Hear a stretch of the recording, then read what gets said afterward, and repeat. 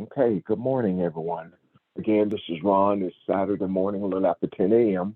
Uh, we'll start off as we normally do, see if we have questions. Uh, let's see. On last week, on Monday, excuse me, we talked a lot about melanin and started with a question that Audrey had. I think Pastor started us off by recapping what he had discussed in Matthew 4. And then Audrey's question talked about melanin, and that started a discussion.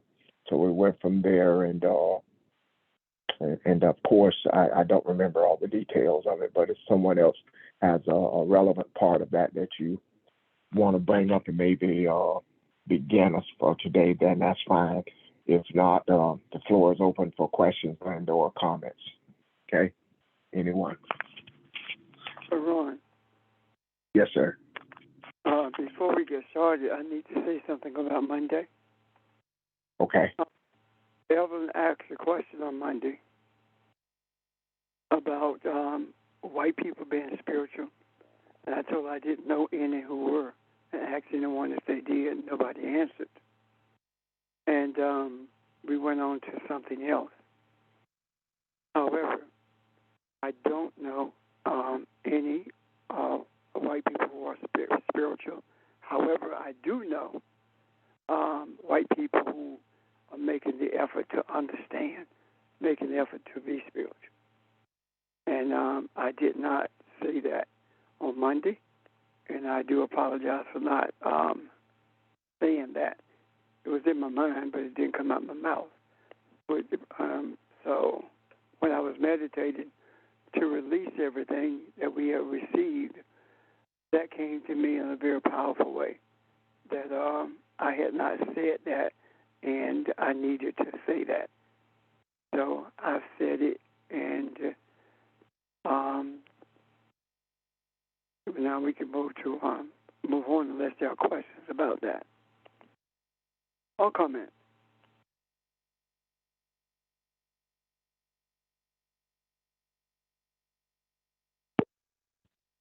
I have a question. Okay. Hello? Ma'am. Okay. So help me understand, what is the function of melanin? Yeah. I think Audrey did an in-depth description of it in terms of what it does in sustaining life and bringing life into existence. Audrey, are you on?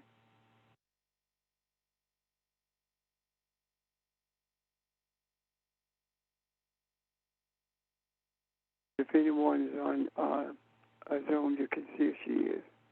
She's not. Huh?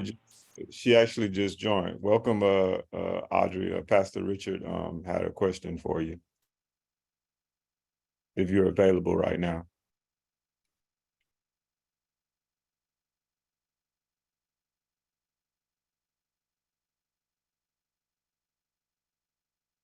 Audrey, if you're speaking, you're mute.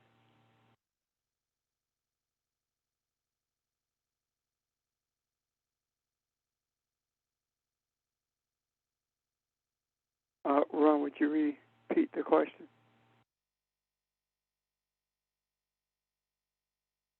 Well, Evelyn just asked the question of what is the purpose of melanin, and that's where we were. Nobody, we were waiting. You were saying that Audrey had addressed portions of that Monday night, and I think you did as well. While we're waiting on Audrey, because I'd written something down I was looking for. You guys talked about, there was a discussion about melanin absorb. I think Audrey asked a question about melanin absorbing sound, and we went into not only sound but light and vibrations as well. And so I think that was a very nice place to start with that question. If you care to elaborate on it, Pastor, while we're waiting on Audrey. Okay. Melanin is present in every part of the body. Without melanin, there's no sight. There is no life, period. Melanin is prevalent in every organ in the body. And though the body could not live without melanin in it being there. Melanin is also found in outer space, or it's found in the universe, where it exists in large amounts. And it has an impact on everything that we do, everything from sound to speech, as I said, to sight, as well as to our ability to retain information and regurgitate it.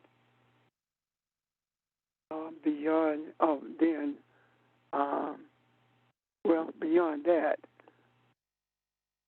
I don't know what else to say about melanin, other than it is the foundation of all life. It is a physical manifestation of what sustains life. I'm done. I guess in my own little elementary understanding, I see it as the human is all, we all have the five senses, and we've talked about the eighth sense, but we all have seeing and hearing and tasting, those five senses, and in that regard, we see them as being separate. We see them as helping us to understand or bring things into focus in the earth in a physical way. Melanin goes beyond that. Melanin ties those five senses up and even makes them dormant, if you can move to the point where you're seeing from the eighth sense or from the sixth sense, rather, where you see things as being one. So melanin makes all of those things one.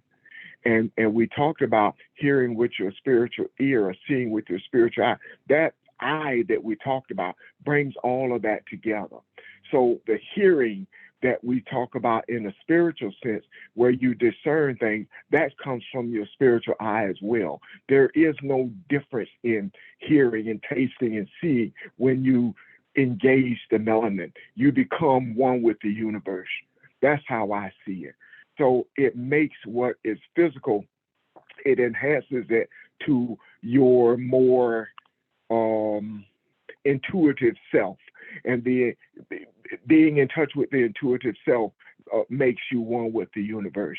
And that is the thing that we're talking about, that distinguishes the degrees of the physical man.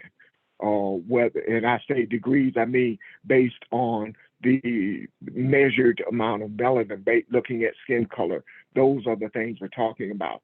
And that's kind of, again, my way of seeing things. It kind of, it is what enhances us to be spiritual beings. Hey, Ron, good morning. I'm on now. If I could just add to that a little, because melanin is, we've already talked about, we talk about balance a lot, and the actual physical part of us that provides balance to our physical body is our inner ear, and melanin is a big part of that inner ear. So it literally and figuratively plays a part in us being balanced and able to hear spiritually, which also provides balance figuratively. So it is a big part of all of that. It absorbs sound, and it plays a part in balancing, both literally and figuratively. I think too, it is a wonderful thing. It's a good thing that there hasn't been a lot of studies on it because I think because of the importance of it in the spiritual part, it would be misunderstood and maybe even manipulated. But what we're looking at and what we're pulling from is our experiences with it. We're talking about who we are. So we as with everything else nowadays that we discuss, we mainly speak from that place of balance that Audrey just described, because when we talk about love, when we talk about forgiveness, and even opening the scriptures up, we're going to a place where we experience things. Nothing that we discuss anymore can be seen from talking about a definition. It's talking about from your intuitive side of how our understanding comes about.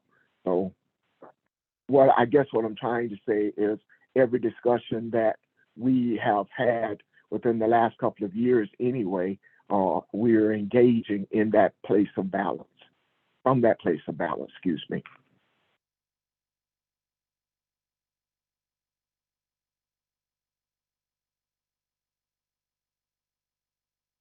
So Ron, since you said that, and thank you, Audrey and Pastor and Ron, I got a better understanding of melanin, the function, and the role that melanin plays. So now everything we do has to be internal. It can't be rituals anymore, right? Because we've gotten to a place where everything, all that has been done with. And it's imperative that we do things internally, like meditation and everything like that. Going inside yourself, knowing who you are. And I'm still finding my way through meditation, just by being. I don't look for anything to happen anymore. I just sit there and I just set my intent and just be, as Nick said. So am I right about that? I think you are right, and I think you are correct in everything you just said. The study, the place we are as a group studying, it has not been a step A or step B. We have started off on a journey to understand truth, and this is where we are. Nothing has been forced. Everything has been given to us through our desire to understand. So, and I'm with you with the meditation. There are times that I see things a lot easier and it flows a lot easier than it does other times. And even that is okay because it's not something I'm going to try to force. So I think the whole thing with our journey is the desire. We continue to desire truth. We continue to desire to have understanding and to be love and compassion. And those things are that brings the energy to us and or to give us the understanding that we seek. So yeah, I agree with everything you just said. If there's anyone else that can further enhance that, please.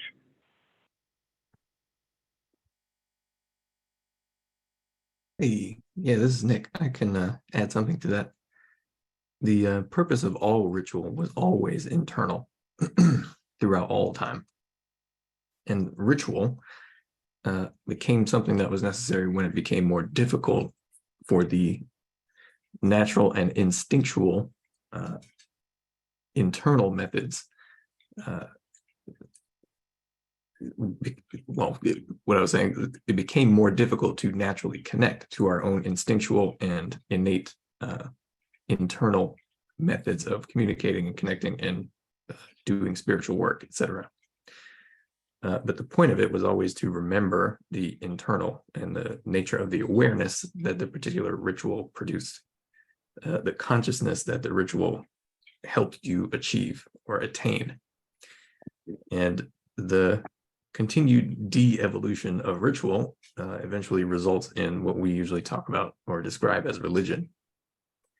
And I think it would be fair to say that's why there's no longer a need to worry about ritual, because that has become so saturated with sort of religious ignorance and empty performance of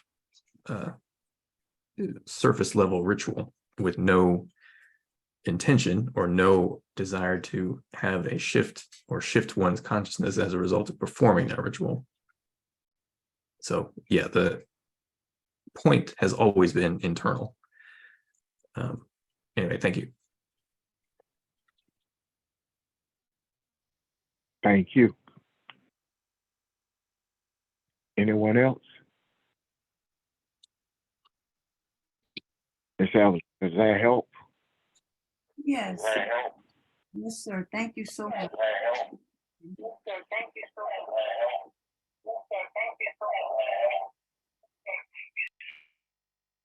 Ron, Yes, sir.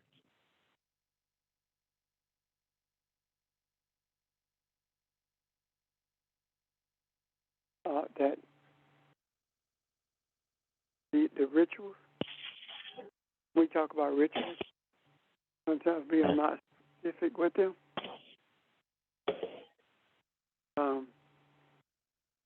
One of the major rituals that we, it's hard. Can you guys please mute your phones, please? Someone? Thank you.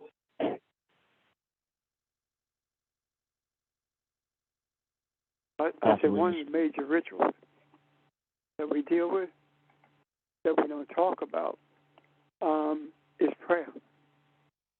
When we, as Nick said, when we begun to get further and further away from that internal, the internal discussions with ourselves or being one with the universe, the ritual, the major ritual that constantly beset us and disconnected us from the universe was prayer. And it was presented to us as we grew up as the one thing that kept us in contact with God or in contact with our Creator. But when we think about it, it caused us to move away from meditation, which is 100% internal. So, excuse me, I think, that's one of the things we were to keep in mind, that prayer is the primary ritual that has kept us from being one with the universe. Thank you. Thank you. Any questions about that? Anyone? Comments?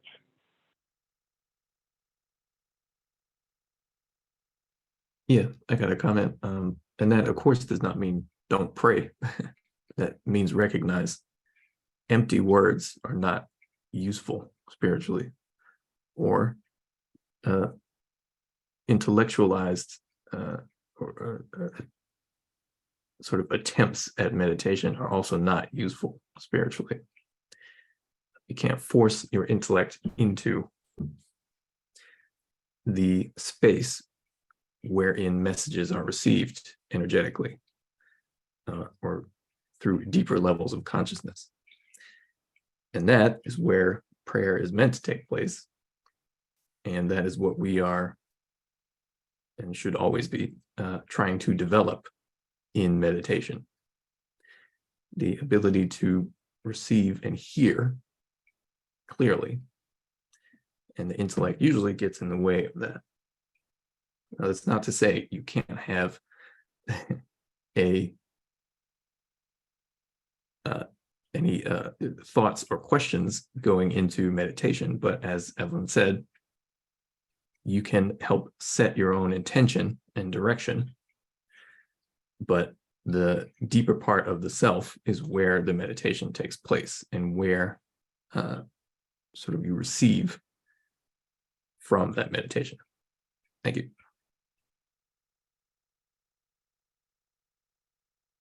Thank you, Nick.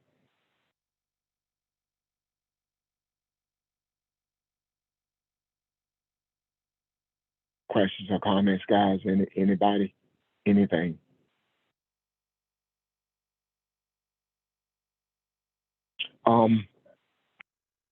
Something I like to say, and please help me with this if you see where chat, on Monday when Evelyn asked a question, and even today when Pastor talked about it, whenever we talk about race, whether you see it as something on television or whatever, it always comes out kind of negative, and that is not the intent on this phone. And I want to say that. I just an example. I was trying to think of something here. I saw this movie once, and in this movie, a meteorite or something did something in space. I don't remember the details of it, but Earth was freezing over, and people were trying to, find places to stay warm, and they were racing to get out of their homes because everything had stopped. There was no electricity and thing. The Earth was just freezing over. If you can picture a place like that where there is no warmth and everybody is dying from the freezing weather, and then in this one corner there's this big fireplace, and there's energy radiating from this fireplace called heat. We are that heat. The melanated people, the people who not only are melanated, but the people who are trying to uncover truth inside of themselves, who are fighting to be intuitive or getting away from their minds, that are creating that heat to warm the earth. And that energy is their responsibility. They've taken responsibility for it. So to have the melanin, to have the heat, it's not make you better than anybody. It puts you in a place to be responsible for everybody. So the objective here is to us to move to a place of clarity within ourselves, to see that energy that the earth needs to regain its balance will come from us, those who are recognize themselves internally as being the Elohim and the source of the heat. So it is not for isolation. It is not to make anybody at all feel uncomfortable, but for us to become comfortable with who we are and recognize that responsibility. So I hope that's okay that I say that. And any questions or comments from anybody?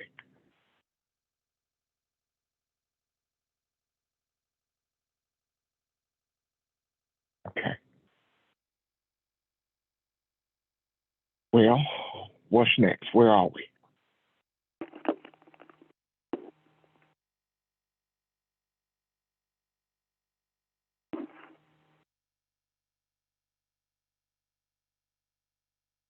Which direction do we want to go? Pastor, do you want to talk about Matthew 4, or want to move in another direction?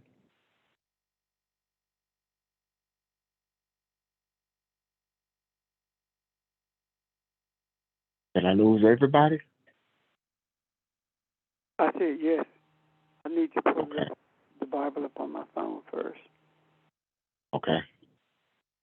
and go to Matthew 4. Because,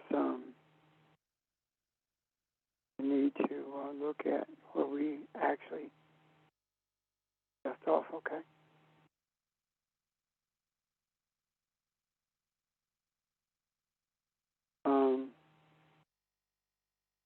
Where are we? We talked about what it meant that when we said that man must not live by bread alone, but by every word that proceeded from the mouth of God, and saying that we were actually talking about we cannot focus solely on our bodily needs, and we cannot focus use logic to try to understand or try to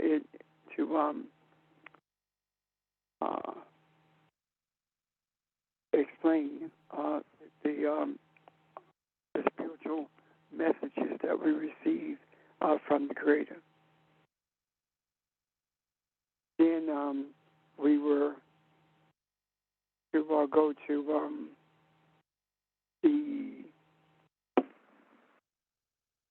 the pinnacle, the highest mountain, and verse verse 6, I think it is,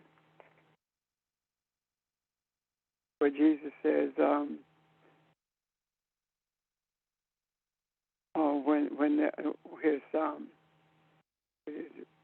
adversarial mind took him to a place and what was known as the holy city of Jerusalem, and challenged him to cast himself from the highest pinnacle. And his mind was telling him, giving him a vision of his inner holy of holies. This is not a physical place where Jesus was located. It was an inner understanding or vision of his holy of holies, the center of his being. And what was actually being, the challenge actually was, you can throw your flesh into anything you choose to. In other words, you can do anything that you want to do. And your inner holy of holies will not allow you to be damaged, simply because you recognize who you are. You know who you are, and you recognize that you are divine in creation, and so you can do anything you want to do, and nothing would change in terms of your divinity, and that speaks to strike your foot against the stone. That's talking about nothing will happen to you no matter what you do. And Jesus' response was, you cannot, quote unquote, tempt me. In other words, you cannot make me forget, cause me to forget the reality of who I am. And then Jesus says that you cannot make me insist on knowing who I am and insist on me bowing to my own personal logical demands. It doesn't work like that. So what Jesus is saying is, if I know who I am, but it doesn't mean I can do anything I want to do. It doesn't work like that, because when you know who you are, there are things that you will not do, and there are things that you may do, but you're reminded of who you are, and that's where apologies come from, and that's when change comes, because you're reminded of who you are.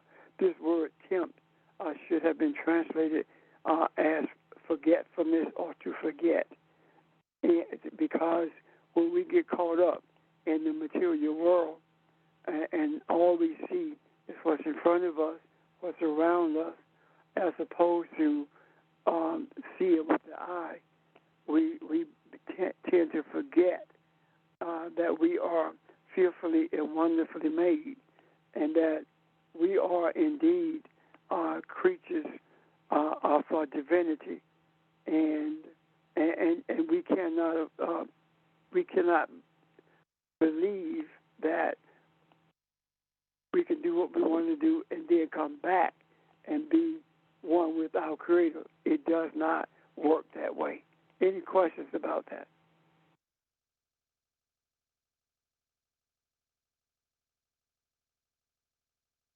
Is it clear? Yep. Pastor, Okay. I have a question. Then what happens is in the next verse, what challenge comes? Evelyn had a question. Go ahead. You were saying that when we know who we are, we just can't do anything and think that there aren't any repercussions. But religion, well, Catholic tells you different. You can go out there and do whatever you want to and then come back and confess. Yeah, and Baptists tell you the same thing. The difference is that you confess to a priest, and if I don't want to get into the history of that, but Catholicism was not always that way. The confessional came into being for specific reasons beyond anything that has anything to do with the Bible. But prayer, the church told us, prayer takes everything off you. All you have to do is ask for forgiveness. And Jesus is saying that it's beyond that. It is not you doing what you want to do and asking for forgiveness and being cleared from all of this. It does have damages because even if you don't feel the damage of you doing anything you want to do, someone does. And if you're them and they are you, then not only have you hurt someone else, you hurt yourself. So what I'm saying in essence is that mumbling words and then going back doing anything you want to do and thinking it's okay, it doesn't work that way. And the very things that we have been told by different religious doctrines are those things that to keep us in control by those denominational religions, as opposed to being mindful of how we deal with things internally. For example, I know one of the things in that Baptist doctrine says that we will go. What is it? When we are away from our home church, we will go to another church, and there are certain things we will refrain from doing. Those are doctrinal things. It has nothing to do with the Scripture. What Jesus is not dealing with those things. Jesus is talking about how we interact with people on a daily, continuous basis, and how we must be cognizant of what we say and how we say it. Does that make sense, Evelyn? Yes, sir. Thank you. You're welcome. And hello, everyone. This is Sheldon. To add to that, in comparison, one is talking about doing something genuine that you really mean and is earnest, versus actually just saying something. So, with the example used for confession, and well, to be clear, one can actually go to confession and really mean it. However, the other thing that does take place and can take place is someone can do something, let's say, whatever they believe to be a sin, believe wholeheartedly in said sin, and know that they will repeat it over and over again, and then go to confession to be forgiven in a sense. The thing is, nothing has actually changed internally to them. to the point where they actually believe it. It's more so just a get out of jail free card, but they haven't changed. When Pastor Richard mentioned it, and what he was talking about Jesus in terms of Jesus saying you have to be genuine. I found out a few years ago, and I was just amazed at it. There's a huge Jewish population here in New York, and they have this wire that goes around buildings that encapsulates this large area. And what the wire is supposed to be for is it's supposed to allow them to, in a sense, rightfully ignore the Sabbath and certain things that they believe they shouldn't do. So, in a sense, they're not adhering to the Sabbath. They actually made something, in a sense, to trick God. And so, further, my point is what Jesus is saying is when you do something and it's not genuine, in a sense, you are trying to trick not only God, but the God um, aspect of the God that you are. So you're being dishonest and even trying to trick and fool yourself as well. When you think about in many different beliefs, the quote unquote like a judgment day, once someone transitions, you typically have this idea of scales, and the scales are supposed to weigh whether or not you are a good person. Um, that measure or that assessment is doing the same thing in terms of whether you are a person who is very genuine, or if you're a person who is very deceitful. But like I said, the ironic thing of it all is not only are you being deceitful to others, you are also deceitful to yourself as well. You cheat yourself. I'm finished. Pastor Ron. Hello. We can hear you. Okay. Yeah. Think about all three of these quote unquote temptations. They are very similar to what First John, I think, talked about in terms of lust of the flesh, lust of the eyes, and the pride of life. Same thing in Genesis, when the story about Eve being tempted, seeing the tree, seeing that it was good, etc., and it will make Adam and Eve like God. Lust of the flesh, lust of the eyes, and the pride of life. So this theme and this thread seems to be the same, that we can delude ourselves by viewing things through our intellect and our ego, as that Sheldon just said. We can choose to delude ourselves, or we can tap into or be one with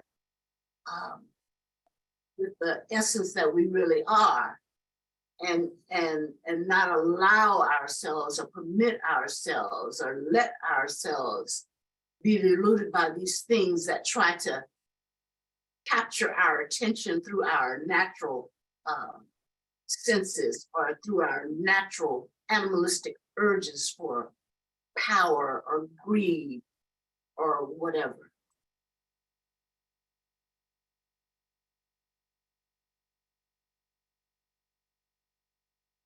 I'm done. I can see the correlation between all of those. Anyone else?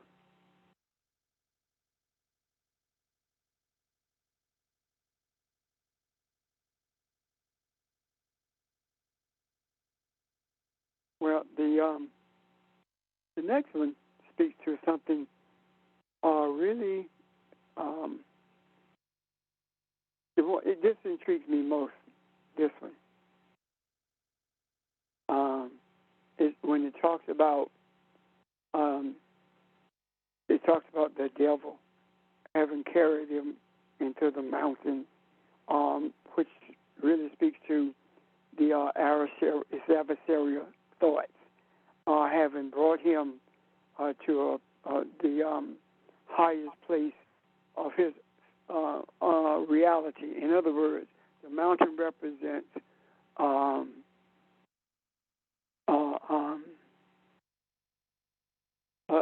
what a level of enlightenment beyond what you've ever experienced before. It represents being in a place where you are able not only to see with your eye, but you see with your eye in relationship to what you see with your eyes. And when Jesus put in this position, what happens with him? He sees what he's capable of. He sees what spirituality is about, and then his mind, his material mind, says to him, "Bow to me, submit to me. Just let your material desires take over." An example of that, I do believe, is a primary example of that is one that Sheldon just mentioned about food tricking God. But the other one is charismatic ministry as a whole. Just submit to your material mind and let your material guide you. And your material mind will be able to provide whatever you need. So when it talks about bowing to me, it's talking about bowing to the material self. Can you see that? Yes. Hello? They're bowing to your ego and allowing the ego to be in charge of who you are. But what is the response to that? We read, "Get thee behind me, Satan." And that, I for years wanted to know what does that mean, because how do you tell an entity like the devil to get behind you? What are you saying, walk behind me or follow me around? That's not what this is saying at all. The literal understanding of that is get weaker or return to your own place of being, meaning that Jesus is saying to the mind, you're not going to trick me into forgetting who I am and following the desires of my ego. You're not going to get me to forsake enlightenment and follow my ego. And the logic of my mind cannot compete with the reality of spirituality. And when we look at this, when Jesus, the word Satan in this regard means whatever is distracting, whatever is blinding you to the light. So Jesus is saying the things that are distracting you get weaker, and you must make them get weaker in your life by moving forward with your desire for enlightenment. You're not to be blind by them. You're not to be blind to the light by those things in this material world that entices you.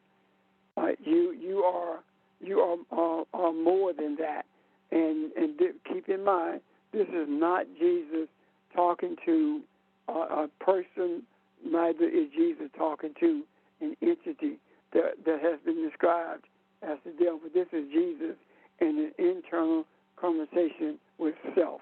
This is Jesus saying to self, I see what enlightenment is, and I'm not going to be forgetful of what I have been shown simply because of material desires.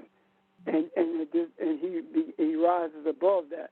So what he's saying to all of us is the same thing. You have to be very cautious of your intimacy, your relationship with materialism, because if you're not, you will find yourself focused on it, and you will forget the light that you have been shown. Any questions about that or comments?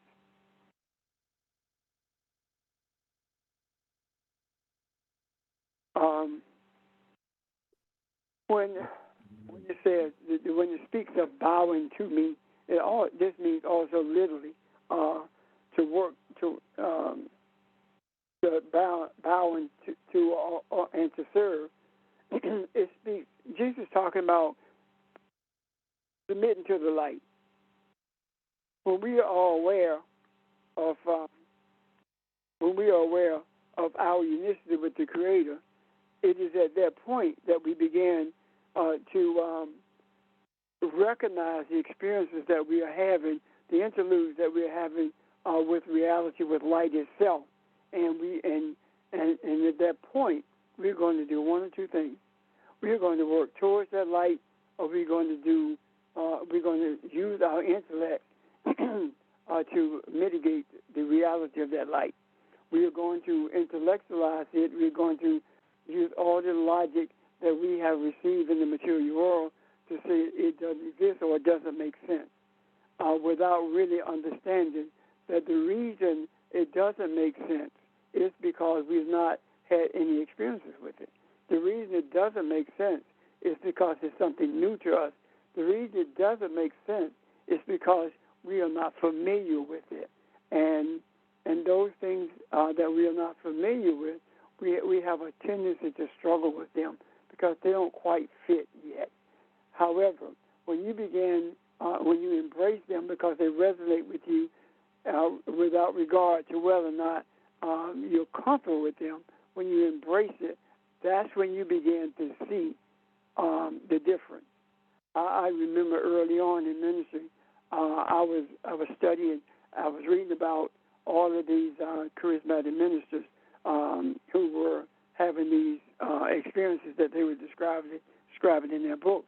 And they were talking about what they were shown, and these 10-foot angels, and all the devil stood before them, and they turned over, went to sleep, that kind of thing. And I'm like, so I don't see anything like that. And I never shall forget. I was awakened, and I was told, I heard this deep inside of me, you will believe and not see. And I did not understand that until much later in this journey. You will believe and not see, meaning that it will resonate so deeply with you, you'll hold on to it, but you will not see them in it with your eyes. The operations that other people are describing, you won't see that, but you will believe. And I've carried that with me since day one. And this is primarily what Jesus is talking about when we're talking about submitting to the light. It doesn't necessarily mean that you have all the answers.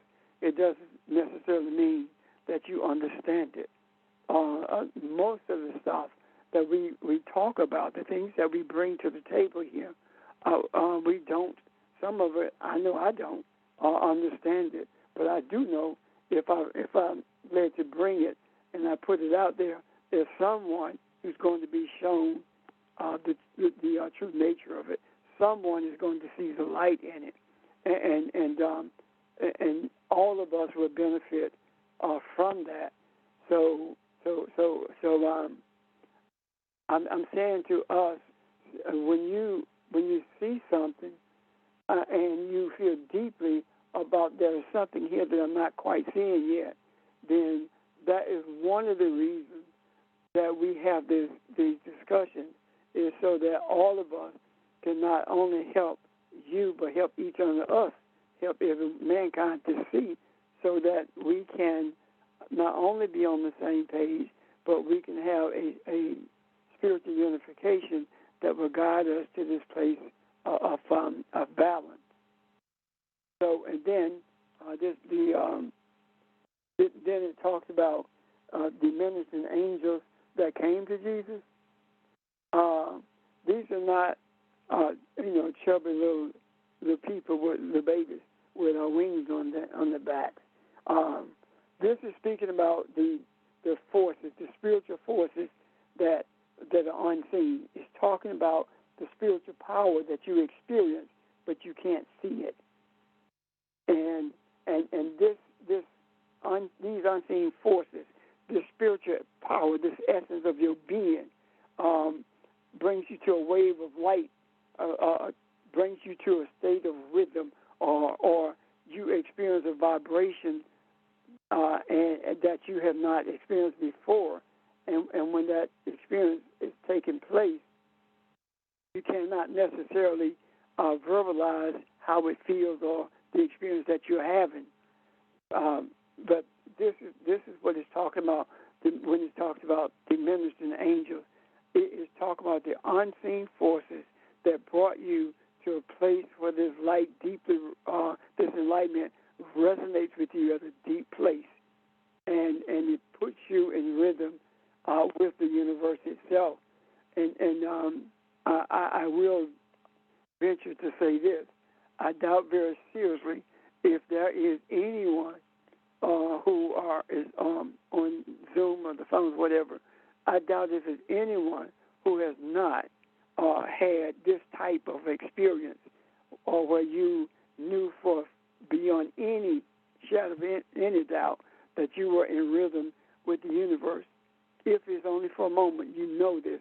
You know what the experience is like, and the objective that Jesus is teaching us is you can stay in that place of rhythm. And it does not mean you're not going to feel that you're overwhelmed or that you are out of rhythm. When Jesus experienced that, what did he do? Jesus was within himself, and when it talks about him going to the mountain to pray, this is Jesus going within himself to be regenerated, to have this experience that would not only lift the burdens and not only remove the troubling thoughts that he was having, but at the same time would give him the power and strength to move forward with light that he had not experienced before, and to share it with others so that they too could have the experience. Now, it doesn't mean that you are going to experience what I experienced, but we have experiences. And the reason you won't experience exactly what I experienced, because you're not me and I'm not you. But the experiences are there, and we know the experience of the rhythm. We know what, for lack of a better term, we know what it feels like. We know what it feels like. We call it the spirit came over me, or I feel like something is like flowing through my body. It's almost like electrical shocks flowing through my body. I'm experiencing this. That's what those spiritual experiences of enlightenment looks like within ourselves. Any questions or comments before I continue? Is this making sense, guys? Yes, it is. And I wanted to add a little bit more onto that. It will explain that to the previous verse as well. What happened here was, as Pastor Richard said, in a sense, when basically he was on top of the mountain and he saw, as Pastor said, all of this could all be yours, the physical world, you completely own it, etc. And when he decided, no, when he was not being tempted, this is not where I want to focus on, or this is not, my desire in a sense. Those ministering angels or heavenly messengers was, in a sense, as Pastor just said, an understanding, a greater understanding that he then allowed his self to experience or to come to him. And in a sense, it was also part of him as he talks about God, he talks about all that is, etc. he changed his focus, which was a very, very narrow focus, and said, made a decision. No, this is not what I am going to do. I am going to allow myself, in a sense, to elevate. So as Pastor Richard said, we've all experienced this. Maybe in some cases it takes place when people just give up. And what I mean by give up, they give up in terms of trying to fight something and force something in place. And then all of the stuff that was already available to them, it comes to them, it immediately changes. In a sense, that's what we is talking about when properly done. When one is meditating, they're opening themselves up to something greater that was maybe beyond wherever they were just prior to that. But trying to put this in words, essentially, he opened himself up to that to more. And like Pastor Richard said, we all have experienced that. I'm finished. I have a question. Good morning, everyone. Oh, you can go ahead, whoever was speaking. No, I simply Okay. said thank you. Was there someone else other than George? Yeah. Go ahead. I noticed that it says that, let me pull it up. It says that he fasted 40 days and 40 nights, and afterward he was hungry. So did this all happen after he fasted? After he was done fasting? And then what does that mean?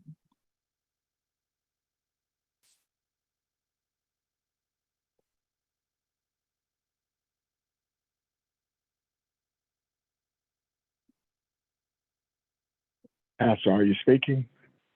I'm sorry, I was on mute.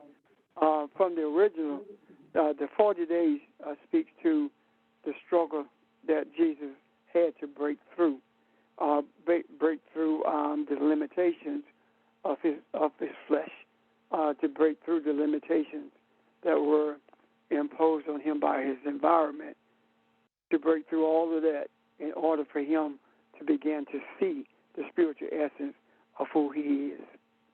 And the hunger that he had what speaks to the desire, the depth of his desire to be enlightened, or the depth of his desire to travel this journey that we are traveling. Keep in mind that Jesus was approaching old age when he had these experiences, because the average life expectancy was far less than what it is now. So when you're like 30 years old, you were in old age, but you were approaching it in terms of life expectancy. So this speaks volumes to me in that it comes when it comes, and when it does, it's always a struggle to break through the material environment that has molded our being. Does that help you, Audrey?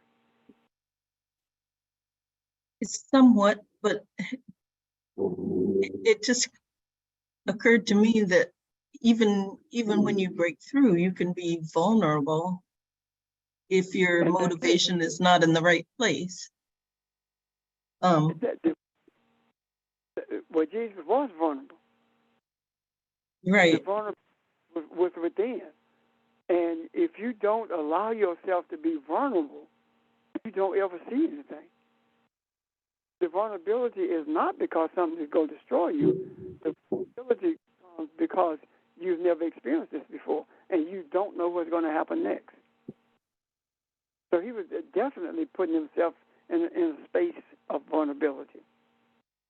Matter of fact, we are in a space of vulnerability because as we seek to travel this journey, we don't know what's going to happen next, and we're not in control of what's going to happen next.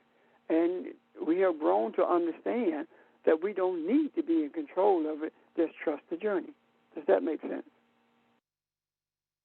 Right, but I was just thinking that even though we go through things, we're still gonna be vulnerable, and we still have to basically set our intent if we want to get through that, all of that, and still be in the right frame of mind or with the right intention. Absolutely, and that, you know, after I had gone through the last one, that was part of what I was going to bring, trying to pull all of it together and speak to what we can expect, some of the experiences that we can expect, and vulnerability is definitely not one we can expect. It's one that we invite when we travel this journey.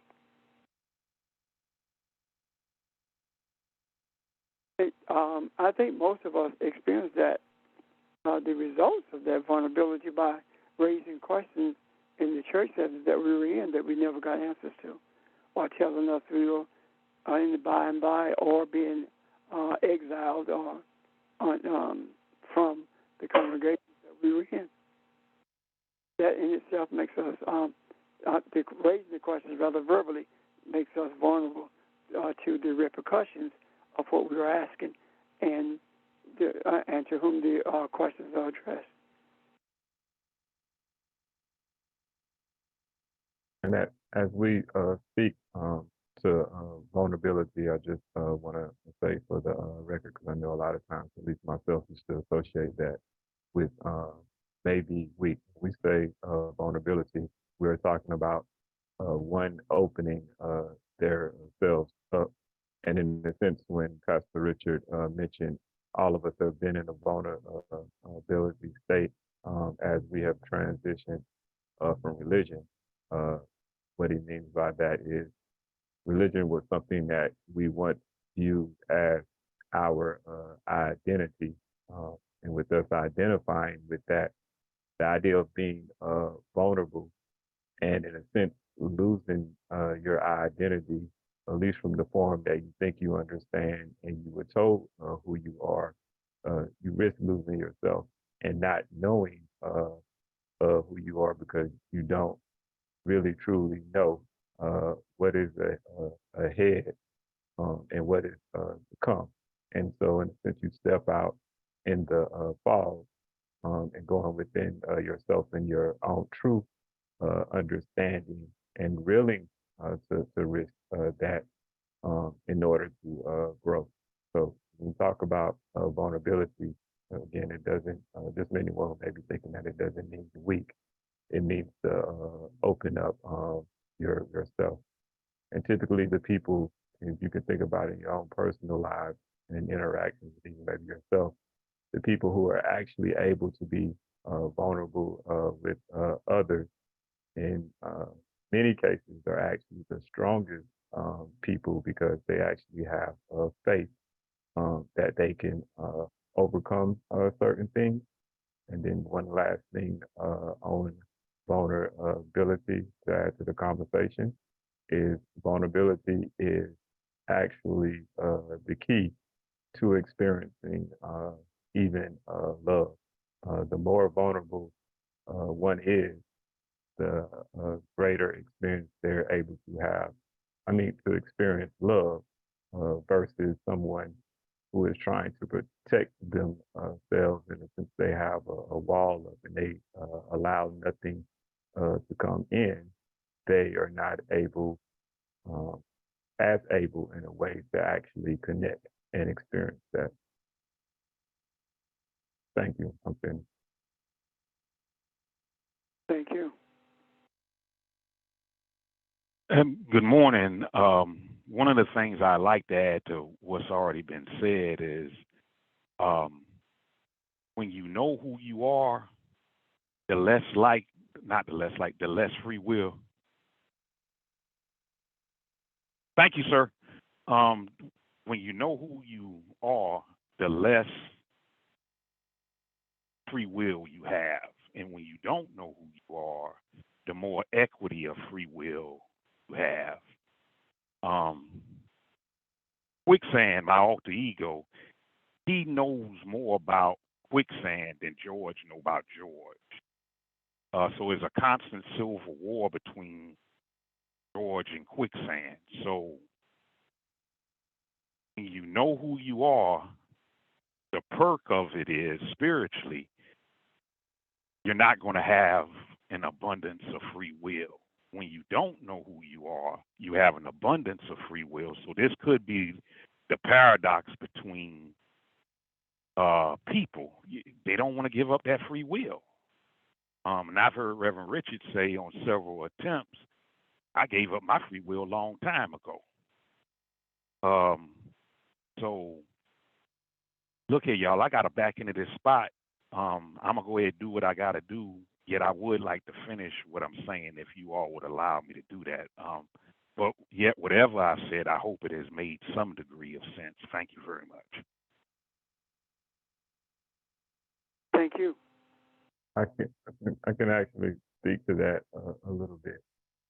I think what we're saying when we say that, what you're saying when someone loses their free will, the more of an understanding they have in themselves is actually their desire and who and what they view themselves as being changes, and it actually grows. So their interests and desires move more so away from the individual person to the greater thing that they think, that they know that they are, which is something that's more and bigger, is wider in a sense. So, for example, a single person, just any random single person, might operate their lives where they themselves are their only interest, or definitely by far their main interest. Excuse me.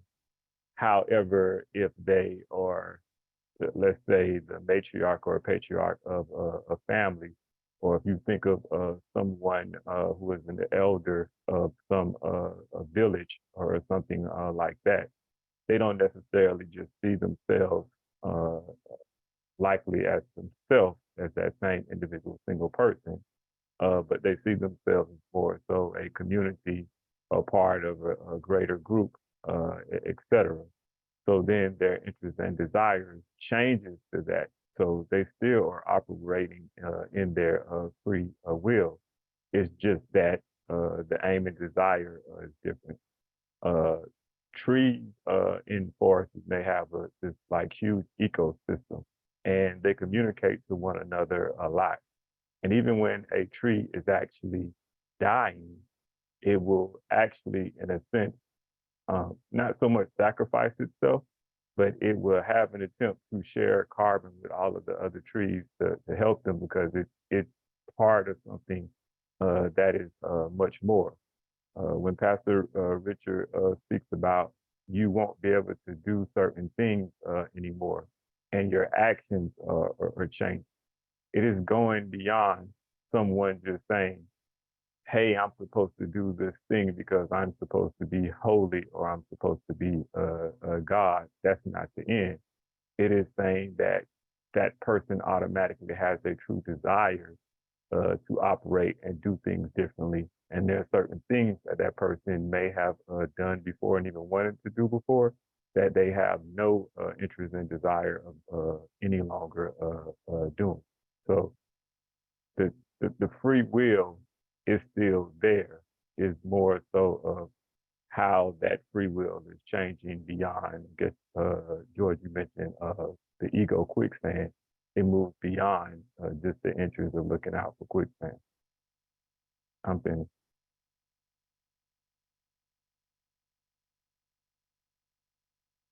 Thank you. Anyone else? I'd like to speak to the issue of 40, Audrey was talking about, but I don't want to do it until George's question is completed and answered. I think George is going to come back after he does what he's doing in terms of parking that truck. So come back to that. Go ahead. Okay. We were talking about 40 and what happens with 40. Well, 40 is all that we've seen in the Bible, 40 days and 40 nights it rained. Jesus Jesus was fasting for 40 days and 40 nights. Elijah fasted for 40 days and 40 nights. So 40 it just signifies a time of testing and being very vulnerable during that period of time. 40 also means regeneration, transformation, new growth. And so it is like the yin and the yang. It is like the one side and the other side.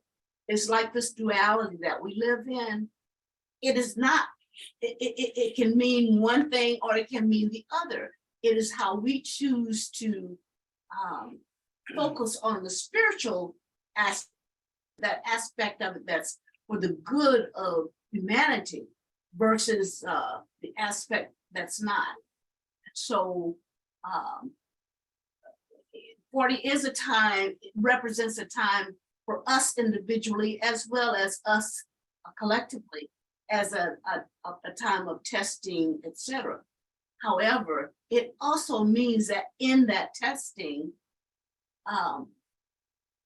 because in that testing, when we are steadfast, when, as several of you have already said, when we know who we are, we know what our essence is, and we hold fast to that, it is a time of regeneration, and it's a time of transformation and growth spiritually as well. So it doesn't have to be a negative thing. It's what's done when we push through that, get through that turmoil to the other side of quote unquote through. Thank you. Thank you. It's the negative part here. I also see that the 40 ties together what it says afterward he was hungry.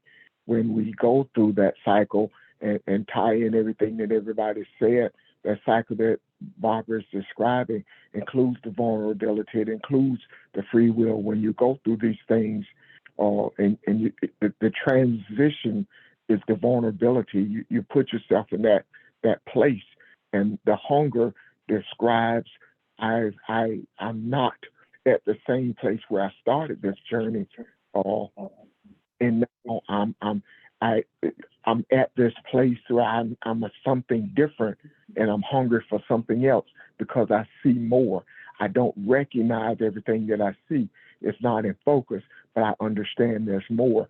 So my hunger and my desire now has increased for the new thing or the other thing, and you move from cycle to cycle. So that 40 is also not necessarily talking about a calendar time.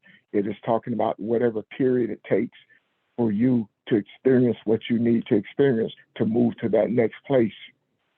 So just want to add that part. Thank you. Any questions or comments? What been shared?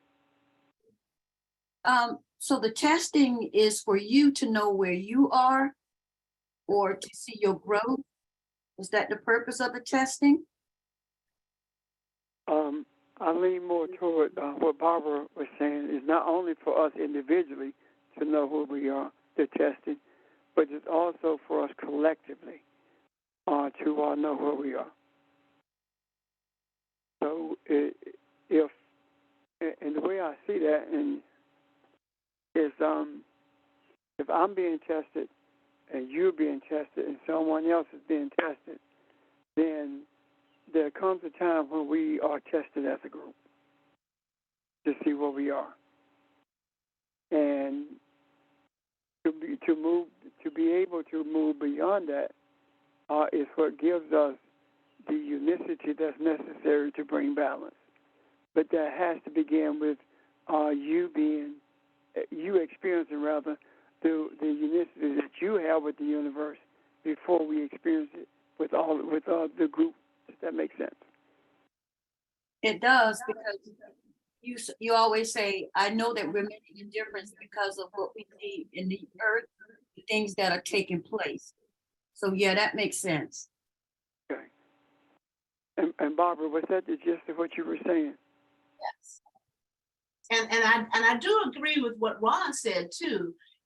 A 40 is not necessarily a concrete 40 days and 40 nights. It is it's the essence of what a 40 means. It's the essence of Right. whatever my dark night of the soul is a period of testing for me. Or whatever the dark night of the soul is, in a sense, for our nation and for our world, is a period of testing for us collectively. Absolutely. Yeah, exactly. Say again? Like the period, like the chaos, our seeming chaos. We understand that it looks that way if you look at it with the eyes, but when we look at it with the inner eye, it's that transformation. We're seeing transformation. We're seeing new growth, even though people who are really going through now can't see that. They're just, their eyes are so they're so distracted by what's going on that they can't see beyond the distraction. And what we see beyond the quote unquote 40 days, or that period of being vulnerable and testing, we see beyond that with the eye and see the world, the balance, the harmony that's in place spiritually. So yeah, Yeah. I agree with everything that's been said. Well, and we go through periods of the dark night of our soul. It doesn't mean that once you go through it, it's done. Because we face that periodically. And the question is, how do we deal with it? Are we facing this period differently than we have been doing it in the past? Have we grown beyond letting it distract us from everything we know needs to be done? And those things will continue to come. Those periods will continue to come because there is a constant growth period. Excuse me. There's a constant period of growth, regardless of where we are spiritually, and we should be at a place where when we experience these things, it does not take us to the place where it once took us in the past. Does that make sense? Yes. Yeah. So and I do think that it happens to us individually, so we can see where we are, and it's going to continue to happen until we deal with the source of it. And someone may ask, what do you mean deal with the source of it? The source of it is always how you decide to look at something. It is your choice. You can choose to look at something as being a distraction, or you can look at it as being something that stops you completely, or you can look at it as being a source of strength as you move through that the circumstances of those events. Any other questions or comments? Yeah. Go ahead. Oh, No. okay. Go ahead. What was coming to me while I was hearing this was just relating I totally agree. And as 40 numerically and sort of metaphysically and geometrically, I think all has to do with the place you can't escape from, in a sense, if we are experiencing that place as a dark night of the soul. So I was just thinking about 4 sides to a square, 4 cardinal directions, and these things sort of define a particular plane or a particular space that we find ourselves within. But just relating that to the idea of it being a period of trial or a period of transition or a dark night experience, it is one such that is unable to be escaped. But the sort of loophole in that is that the way to escape is through the transformation of self within that experience. And I think that sort of speaks to what we were just talking about. Anyway, I just saw that while we're speaking. Thank you. And while you were speaking, but I saw also 40 is 40. Could it possibly be also that it's an advanced state of creation?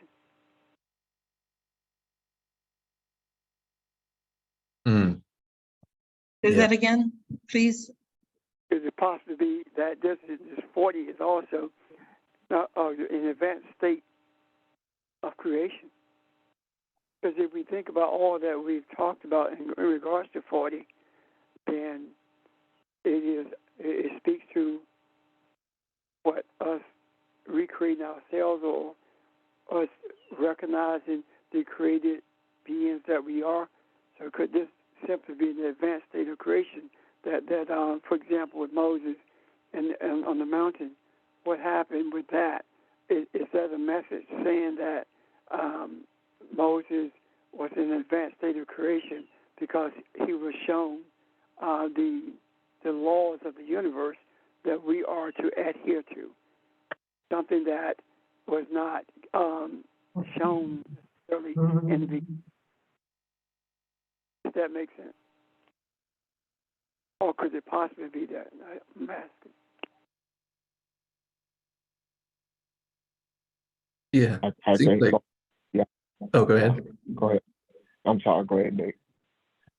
Oh, okay. I was just going to say, yeah, it seems like the thing that is created is a new version of the self in a way, or a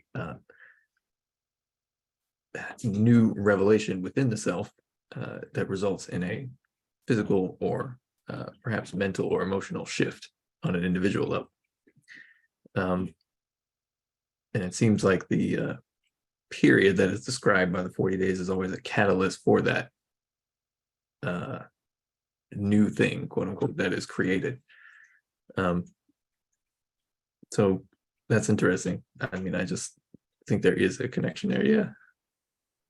But it goes back to what, Pastor, what you said before, that the trials and the testing are just the fodder. It's just the substance that we can use to create. And that creation is, as I think Nick just said, a different, higher version, a new growth of the self.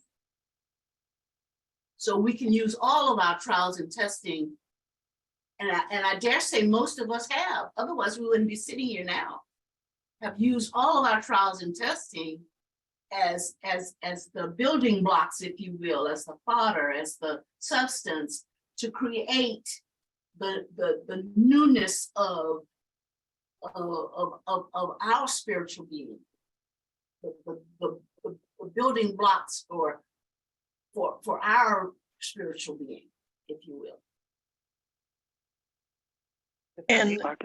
And four is the number of creation, right? And I had read something earlier when we talked about something else, that when you add the 0, it's like making it into like a superpower.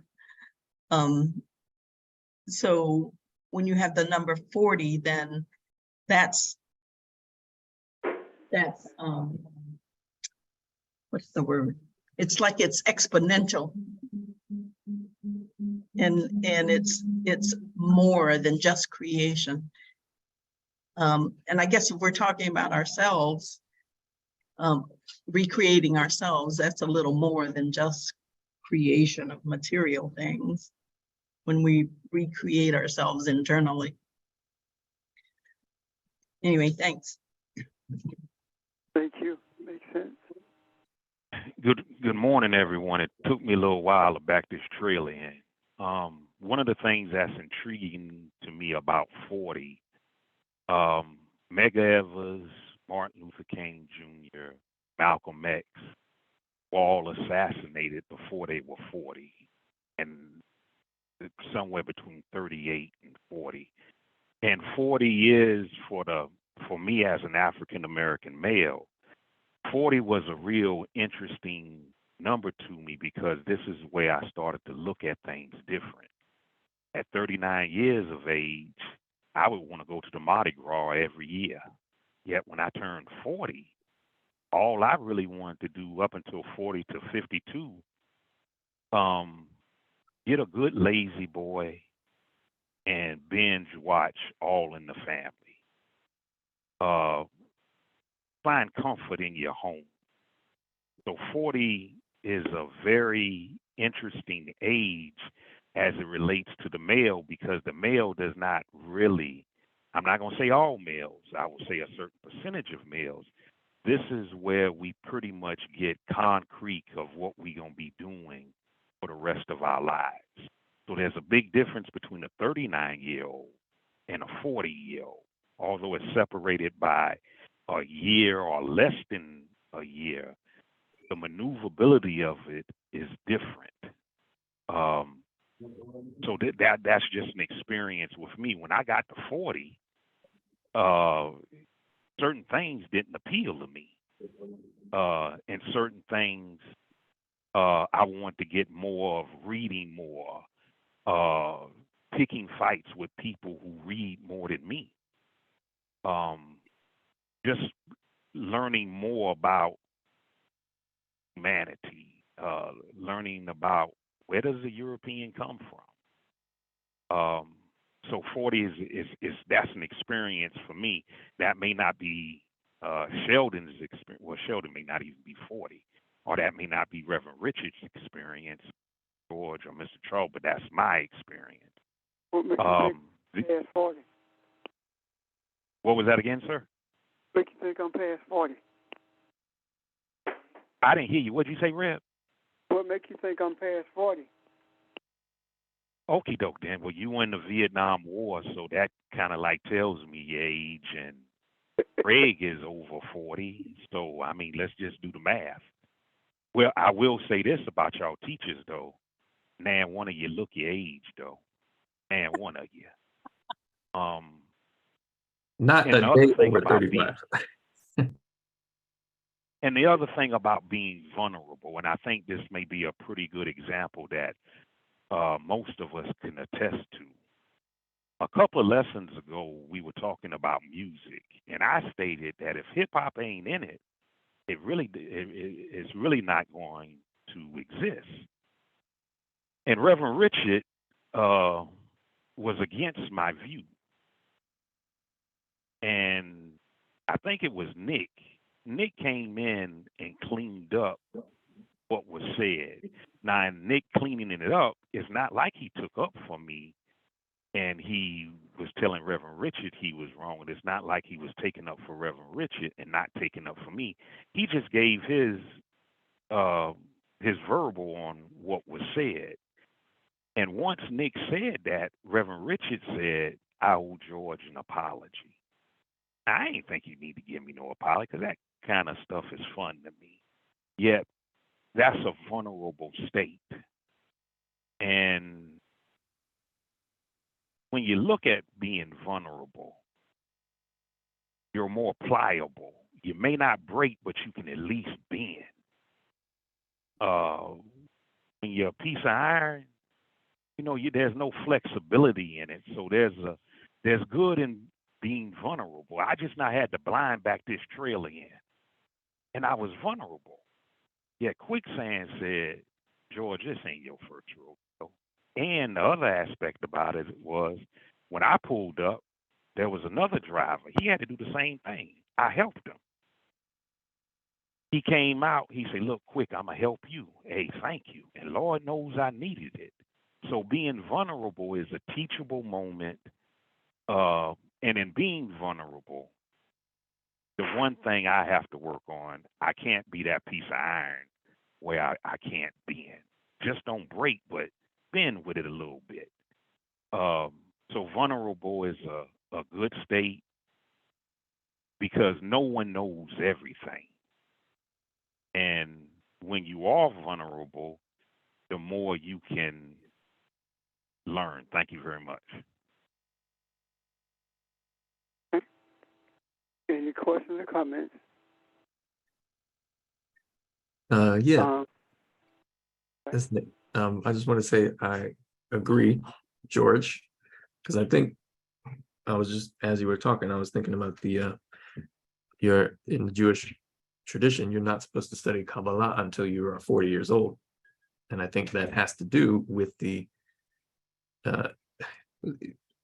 nature of the shift that is happening in our psychology, in our sort of sense of self as we get older. And by 40, I believe the idea is all of the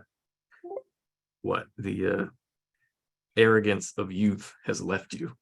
And so you become essentially more willing to learn and more vulnerable, as you were saying, spiritually speaking.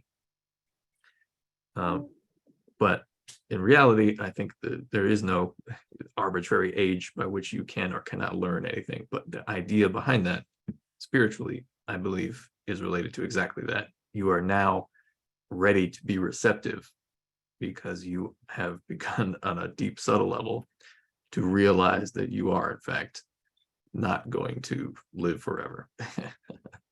Anyway, thank you.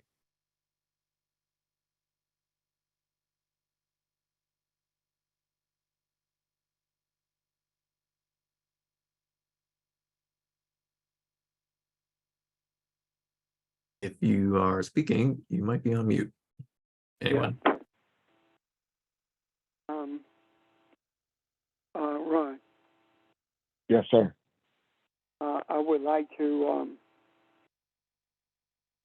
conclude this because it includes vulnerability, the stuff that we were talking about, things that we were talking about before we end.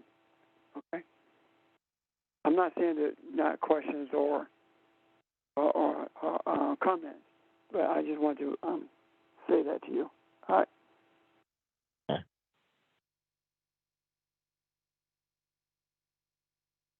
So, are there further questions or comments? I guess one of the things that came to my mind when everybody was speaking, and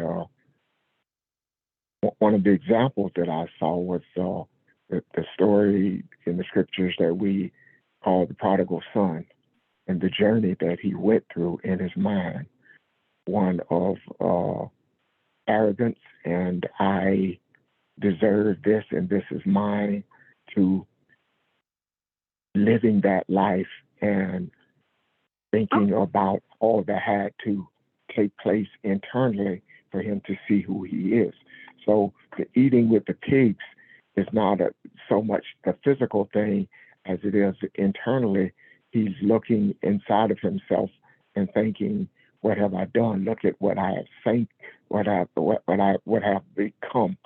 I'm at the lowest point of my humanity, and looking at that from a vulnerable position, and that is when we speak of vulnerability, it is the reason why we talked about melanin and we talked about other things, why a lot of people don't take this journey, because that is an uncomfortable place. It is not something that you would readily take yourself in order to gain something that you cannot see and not knowing where you're going. So that is a difficult thing to do. But I just thought that was an example of him saying, and it also made me think about returning to the East.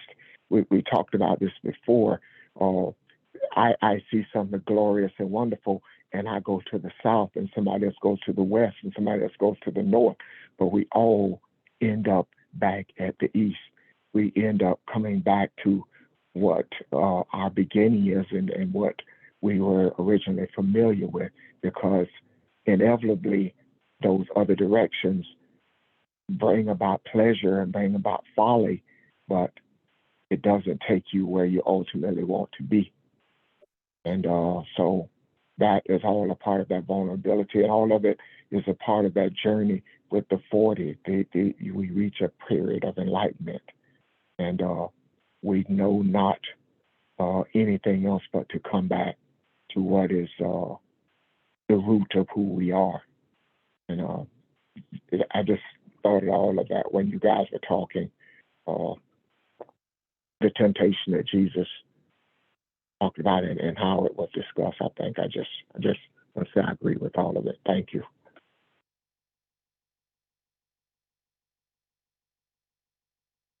Anyone else? Comments, questions?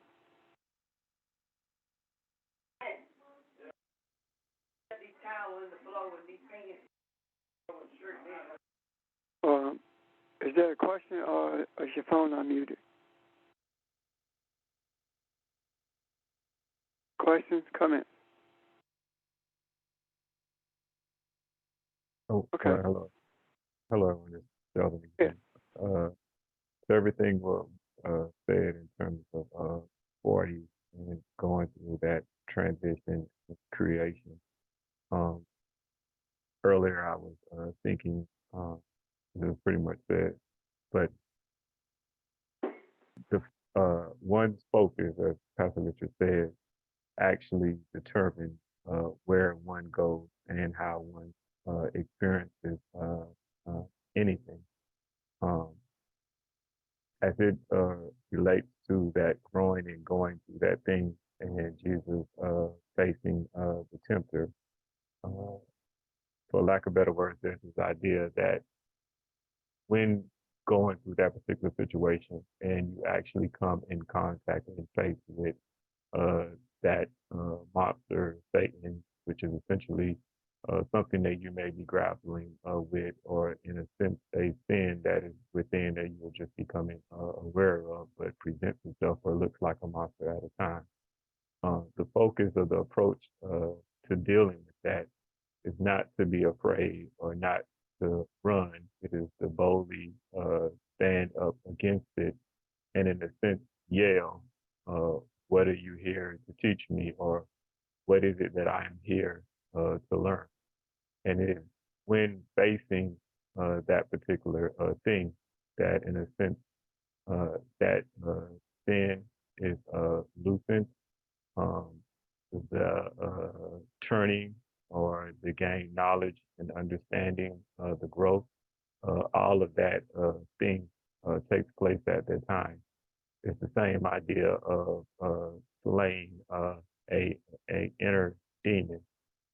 It's not actually a demon in as much as it is a made up or perceived demon in a sense. So once that thing is faced, it's not that the demon has been killed. It is that that demon or that block, etc., just no longer it exists. And I say all of that to say the focus of whatever trial or tribulation, what am I here to learn? What are you here to teach me? And that literally changes everything.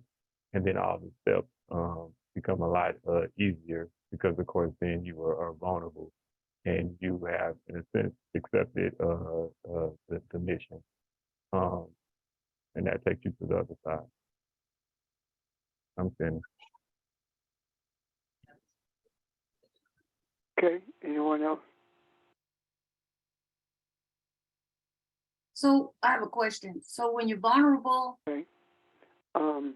Pastor, Uh-huh. so when you're vulnerable, do you let your guards down? You're more sensitive? I'm trying to, I'm going to address that. okay. Anyone else?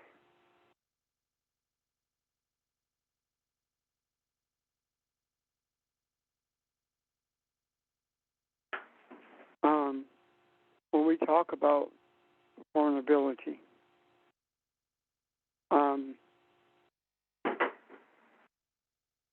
this is these three quote unquote temptations, or these three opportunities to find within yourself the necessity of remembering who you are. All of them leads us to a place of vulnerability. The question becomes, to me anyway, if you are not on a spiritual quest, you're not on a spiritual journey, then what type of journey are you on? Are you walking around in circles? Or are you confused about things around you? And the reason I raise that is because if you are not on a spiritual journey and you say that you are on a journey of life, the question becomes, what is life? And where are we in the cycle of things? If we look at everything materially, we are completely lost.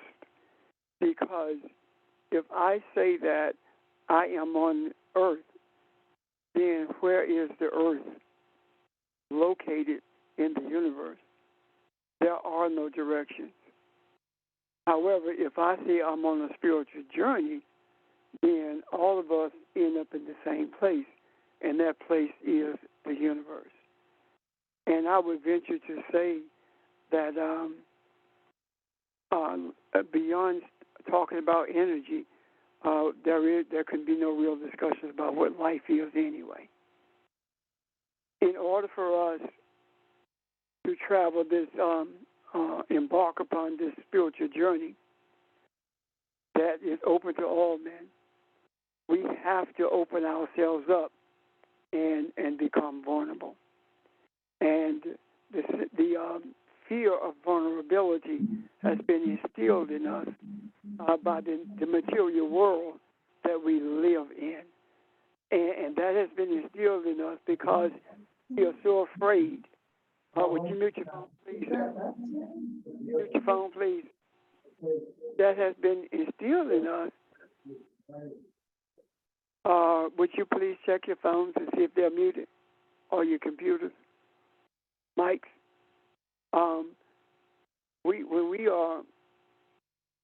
When we open ourselves up to these vulnerabilities, I lost my train of thought.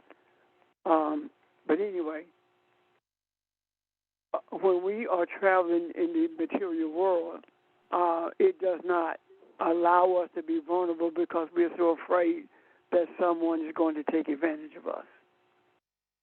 When we travel the journey of spirituality, we are very much aware that there is an impossibility of anyone taking advantage of us. We are simply pilgrims on the spiritual journey and not knowing what it's going to look like when we find what we're looking for, and that is balance. So when Jesus was being tried internally, what was happening here? First of all, we've been taught that only the material world exists. And you say, well, when we're in church, we talk about spiritual, but the spiritual and when we were in church only talked about spirituality when you die. It did not talk about spirituality now. So we've been taught that the only the material world exists in our realities. Then the other thing about that is we been taught that our outer and our inner consciousness are separate beings. We have divided that into separate worlds. It's like the spirit world after you die, and the outside world while you're living. Not understanding that the outside world is simply a manifestation of the inner world, and how it functions externally depends on how we are internally. Now, when we began the journey, we can expect our desires to find a logical explanation for everything, because we have been taught that everything can be logically understood when that is not real. And that in itself puts us in a state of vulnerability. And when we embrace this vulnerability, that is when we become sensitive to both worlds, the outer and the inner. We become sensitive in that the outer world becomes a story that is written for what's being manifested from the spiritual world, and those things that need to be altered in order for us to experience the spiritual while we are inhabiting these bodies. Would you please make sure that everything is muted? And when these desires to explain everything logically surfaces, it began to influence, to incite our mind, and we forget what's being shown to us, and we began to challenge it as opposed to embracing it. We began to challenge whether or not we are Elohim, and that happened with every one of us. We question, can this be true? Are we really God? Are we really Elohim? Even though it is stated very clearly in the scriptures, and we've been taught that the scriptures are speaking to us about spiritual things, we challenged because logically it didn't make sense, and our logic has been shaped by this external world. And when we get to the place where we began to embrace that reality and challenge it no more, that in itself is opening us up. That in itself is making us vulnerable, and the challenge of traveling the journey is the challenge of whether or not we want to open ourselves up to put ourselves rather in a vulnerable state of mind, and putting ourselves in that vulnerable state of mind is different than anything that we've ever experienced, because when we put ourselves in this vulnerable state of mind spiritually, it's different because we have no inkling of how we are, or what's going to happen to us, or how we're going to turn out during this state of vulnerability.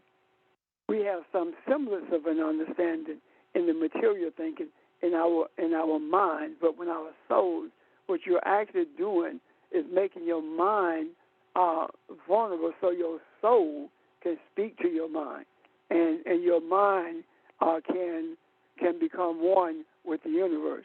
When we talk about as above, so is below, well, that speaks volumes to us. It's not so much talking about as above in terms of direction. As above, so is below speaks to us individually and collectively. If we are not in this body, if we are to be as above, so is below, then below, and we have to be as it is above, meaning we have to be spiritual. And if we are not, then it's not going to happen for us. It's not going to happen for us. If we are not spiritual and embrace the spiritual essence of who we are. So I say all of that to say that Jesus was showing us not only the necessity of being vulnerable, but Jesus was also showing us that as above, so is below keeps us in a state of spiritual awareness.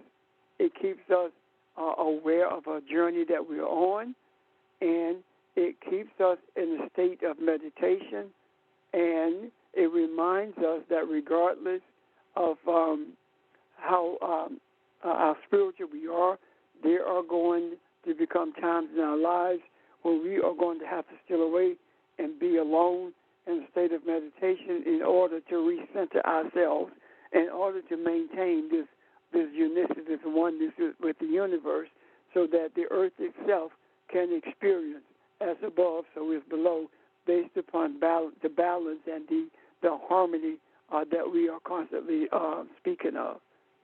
Does that make sense? Are there questions or comments? And did I address the questions about vulnerability that came from Evelyn and Audrey and others? Yes. Yes, yeah.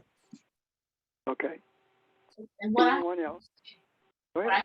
I'm saying also is that we usually interpret vulnerability as something that puts us in a weakened state, that makes us, from a negative perspective.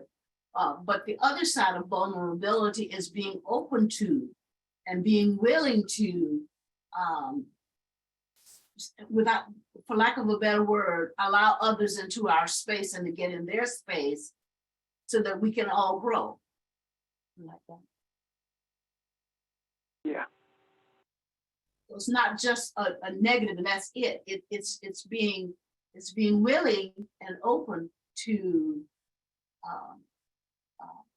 knowing yourself more, even though sometimes you may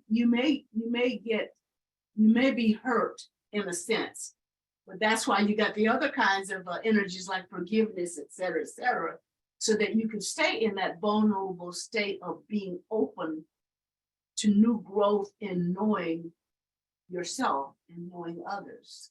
If that makes that resonate, I don't know if it does. It does. Yeah, it does. And part of what I hear you saying is being vulnerable has the ability to take you to a childlike state where you recognized that there's something else that can be added to you, and you move self out of the way so that it can be added. And the choice you make about the state of vulnerability determines whether it's going to be negative or positive for you.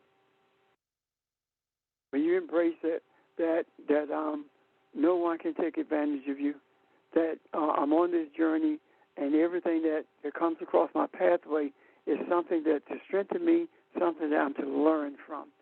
That's when we began to see vulnerability in a very positive way. Thank you.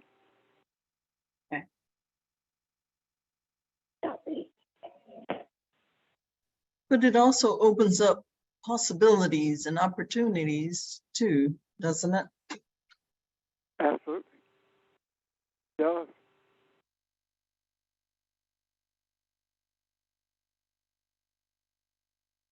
I'm done.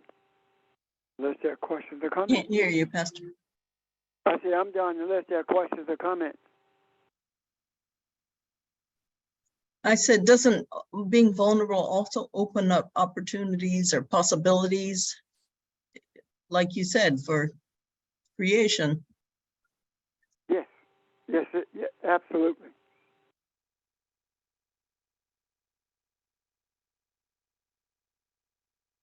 I'm done. Seems like a good place to. Well, Go ahead, forgive me, Joe. Ron. One thing I did want to add about being vulnerable is part of the process to be strong. So, Say that not a again, George. spirituality. In order to get I- strong, in order to Okay. get strong in whatever task that we are doing, being vulnerable was part of the process. it's the yin and yang of it's a balancing act. It's a part of the process of when you cycle, Ron, and you might have started out doing 5 miles nonstop, but yet at one time you were talking about riding your bicycle from Spartanburg to Columbia. You just didn't hop on that bike and say, I'm going to Columbia on a bicycle. You went to it. So at one point of that, you were very much vulnerable. Your body was vulnerable. This is some excruciating pain of, I got all this weight on this little. So just being vulnerable is a part of the process to be strong. Just being vulnerable to learn is a part of the process. That's it. Thank you. See, Okay, this is bring it to me. Mute your phone, please. Whoever said okay, send it to me. See, that's the issue. We cannot be focused on or even look at physical vulnerability and expect to be vulnerable spiritually, because when we look at these a state of vulnerability and from a physical perspective, we become protective of ourselves. We become protective of what we believe or don't believe.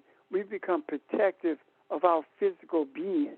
However, when we talk about spiritual vulnerability, then we are open to things like I am God, I am Elohim. We are open to understandings that go far beyond what we thought spiritual essence is or spirituality is, because we began to understand that vulnerability is totally different in the spiritual than it is in the physical. However, there is a period that we transform our physical vulnerability into that which is spiritual. Does that make sense? That's not just a George. That's everyone.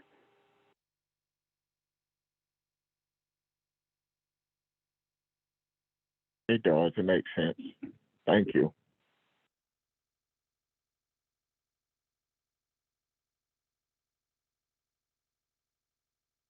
All right. I'm done. Okay. Is there anyone else questions or comments? Good discussion. Okay. Well, hope you have a great day. Enjoy the rest of your day, and look forward to tomorrow morning at 11 a.m., okay? Thanks, everyone.